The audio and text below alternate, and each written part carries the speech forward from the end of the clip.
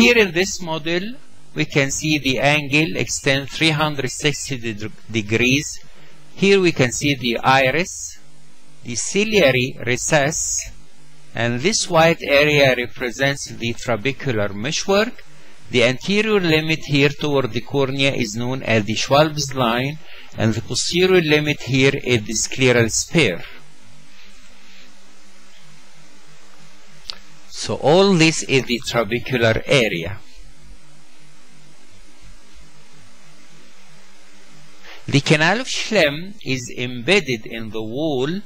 It is here in the tissues, running 360 degrees in the wall of the trabecular meshwork.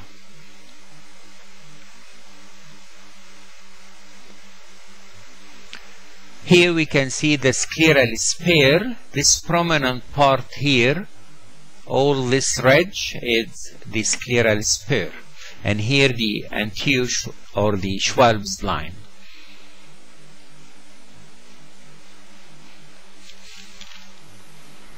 So the Schwalb's line represents the end of the cornea where the isthmus membrane endothelium of the cornea stops, and the beginning of the angle. The endothelium on the back surface of the cornea will continue here on the trabecular meshwork. So this line represents the Schwalb's line. While the scleral sphere, this ridge here, is seen here as this prominent part between the sclera and the starting of the cornea. This is the transitional area known as the limbus. Here we have the trabecular meshwork extends between the Schwalb's line and the scleral sphere, this broad wide band. The trabecular meshwork is formed of layers. Toward the EC we have strands known as the uveal meshwork. Then deeper we have collagen bundles known as the corneoscleral meshwork, and finally we have a layer of compact cells known as the juxtacanalicular tissue. So the trabecular layer is formed of 3 layers: uveal, corneoscleral meshwork, and lastly juxtacanalicular tissue, and at the end we can reach down to the canal of Schlemm. The corneoscleral meshwork is formed of collagen bundles, as you can see here in yellow. Each bundle is covered with endothelial cells. These cells are continuous anteriorly with the endothelium on the back surface of the cornea.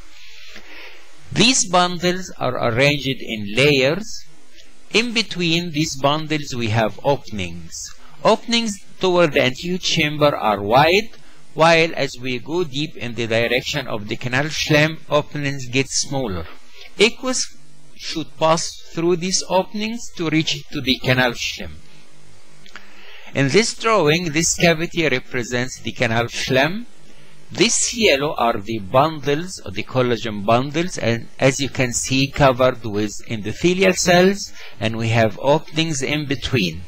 Before reaching to the cavity of the canal of Schlemm, you can see these layers of cells known as the juxtacanalicular tissue.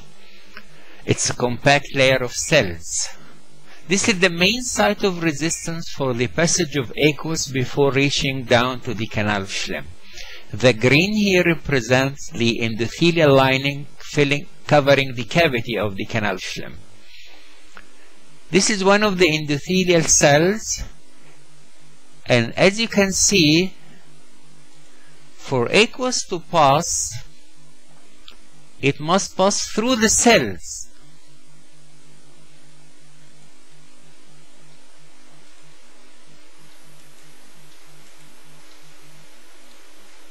This is known as endothelial vacuoles. Drugs like pilocarpine will enhance this endothelial passage.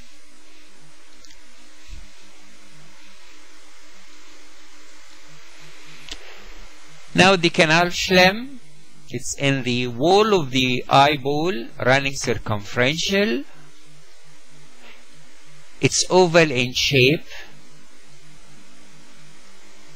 Aqueous should pass through the layers of the trabecular meshwork to reach to the canal schlemm. Then from the external surface of the canal schlemm, there are collector channels taking aqueous to reach to the surface of the eyeball, forming aqueous veins, and finally aqueous is drained through the episcleral and the subconjunctival blood vessels.